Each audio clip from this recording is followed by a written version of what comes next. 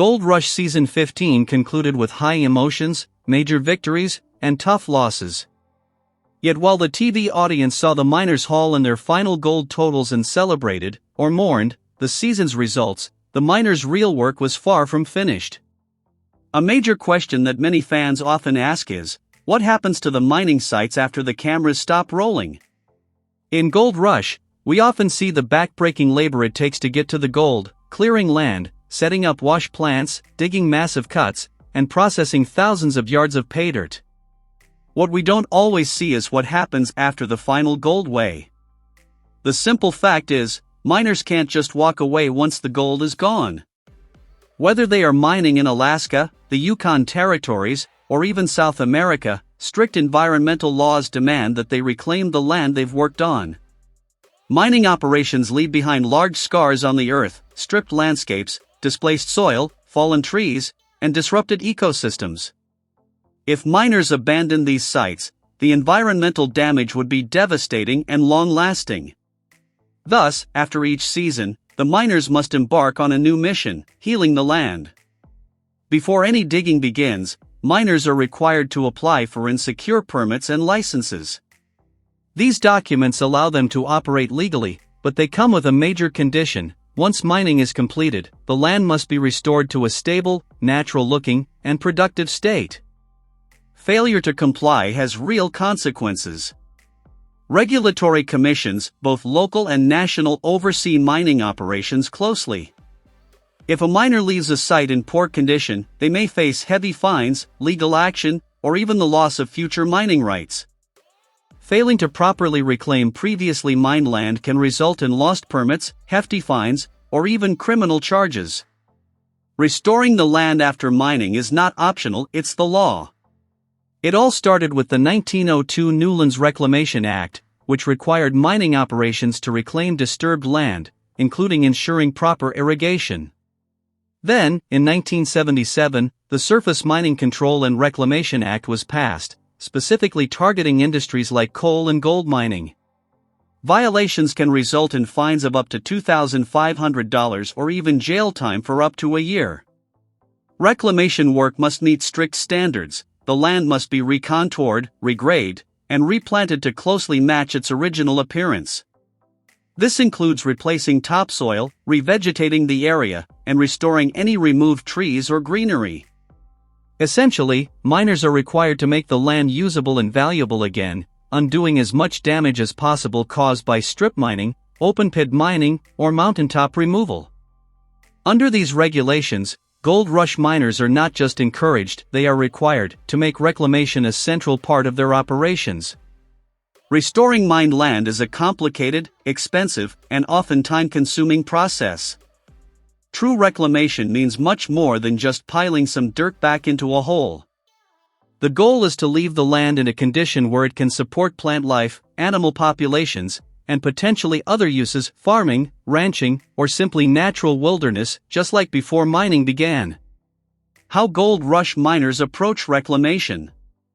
Not all Gold Rush miners treat reclamation equally, but most recognize its importance, and some take real pride in doing it right. Parker Schnabel is perhaps the standout example. Known for his drive and intense work ethic, Parker has also shown a deep respect for the land.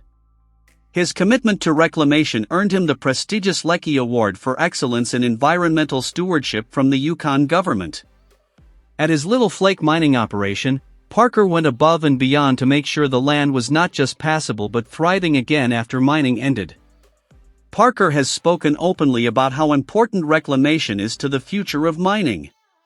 He understands that respecting the environment is key to maintaining a good relationship with local governments, landowners, and the public. On the other hand, Tony Beets, the legendary king of the Klondike, has had a bumpier record. Tony's massive dredge operations and large-scale mining techniques have sometimes drawn scrutiny from environmental regulators. In past seasons, Tony has faced environmental violations and fines for failing to meet reclamation requirements. While Beets and his family continue to mine aggressively, they must also answer to regulatory bodies and face penalties when they don't fully comply with reclamation standards. Still, across the board, the majority of gold rush miners recognize that reclamation is essential not only for legal reasons but also for the future of mining itself. Responsible land management ensures that they, and generations to come, can continue to work these legendary goldfields. While Gold Rush has captivated millions of viewers with its gritty depiction of the search for fortune, there's a less glamorous side to gold mining that the show doesn't always highlight: its heavy toll on the environment. Gold mining, by its very nature, is a highly disruptive process, and despite the excitement and success portrayed on screen, the environmental costs are significant and sometimes deeply troubling. The broader environmental toll of gold mining. Gold mining has long been known to wreak havoc on natural ecosystems. According to earthworks.org, the process contaminates water supplies with dangerous chemicals like arsenic, lead, and cyanide. These pollutants can leach into rivers, lakes, and groundwater, damaging not only aquatic life but also the health of nearby communities. Habitat destruction is another unavoidable consequence. Entire landscapes are often stripped of trees, plants, and topsoil in search of gold deposits, permanently altering ecosystems and putting wildlife at risk. The scale of the damage is staggering. Earthworks estimates that the creation of a single gold wedding ring, a symbol of love and commitment, results in the production of about 20 tons of waste. That waste often contains toxic substances, presenting long-term environmental hazards even after mining operations cease. Gold Rush and environmental controversies. Although Gold Rush brings the rugged world of gold mining into the homes of millions, the show and its crews have not escaped accusations of environmental negligence. Several documented incidents paint a concerning picture. In 2017, residents of a small town in Colorado filed a lawsuit against their county commissioners for allowing Gold Rush to film nearby.